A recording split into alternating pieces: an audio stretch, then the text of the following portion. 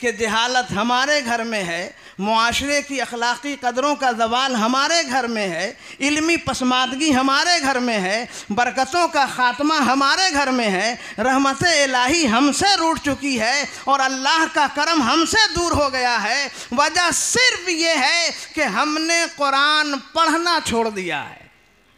یقیناً ہر مسلمان کے گھر میں قرآن ہے، کوئی ایسا باپ نہیں جو رخصتی پہ اپنی بیٹی کو قرآن نہ دیتا ہو، مگر رونا یہ ہے کہ قرآن طاق میں سجا ہے، دل میں نہیں سجا ہے۔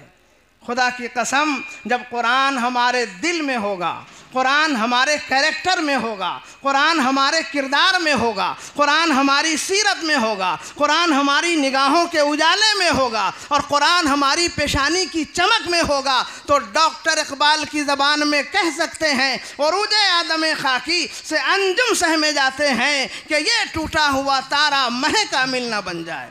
یاد رکھیں، دنیا کی پہلی کتاب قرآن ہے جسے دیکھنا عبادت ہے، دنیا کی پہلی کتاب قرآن ہے جسے چھونا عبادت ہے، دنیا کی پہلی کتاب ہے کہ اگر کوئی پڑھ رہا ہو تو اسے سننا عبادت ہے، اور دنیا کی پہلی کتاب ہے کہ اگر آپ پڑھنے لگیں تو ثواب کے سمندر میں اس قدر غرق ہو کہ محشر کے میدان میں اٹھتے ہوئے نظر آئیں گے۔ اس کے باوجود ہم قرآن سے دور ہیں۔ کیوں؟ پڑھیں قرآن۔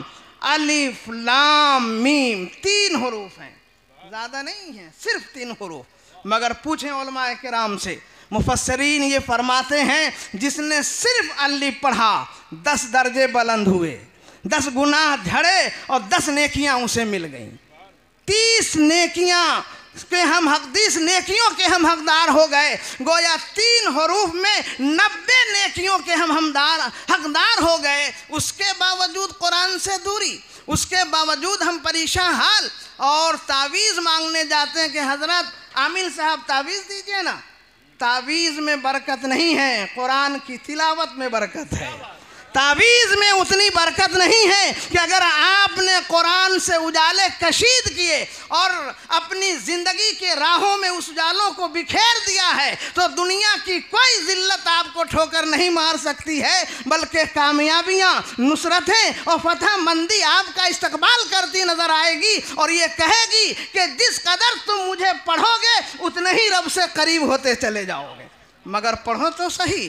قرآن مومن کو شعور زندگی دے رہا ہے، قرآن مومن کو بشارت جنت دے رہا ہے، قرآن مومن کو قرب الہی کی لذتیں دے رہا ہے، قرآن مومن کو انسانی پستیوں سے اٹھا کر بلدیوں کی معراج عطا کر رہا ہے، قرآن انسان کو زمین سے اٹھا کر عرش اولا کا مہمان بنا رہا ہے، قرآن انسان کو زحمتوں کے گھیروں سے نکال کر فتح و نصرت کے چراغ عطا فرما رہا ہے۔ مگر پڑھیں تو قرآن۔ کیسا مسلمان ہے کہ جس کے گھر میں قرآن آیا، دنیا کے کسی قوم کو اتنی اہم کتاب نہ ملی جو نبی نازل رحمت کو اللہ نے عطا فرمائی، اور نبی نازل رحمت کے وسیلے سے ہمیں یہ کتاب ملی ہے۔ آپ پڑھ کے تو دیکھیں، میں بڑی ذمہ داری سے کہہ رہا ہوں، آج سے آپ پڑھنا شروع کریں، کل سے گھر کی برکتیں دیکھیں۔ وما علینا الا البلاغ۔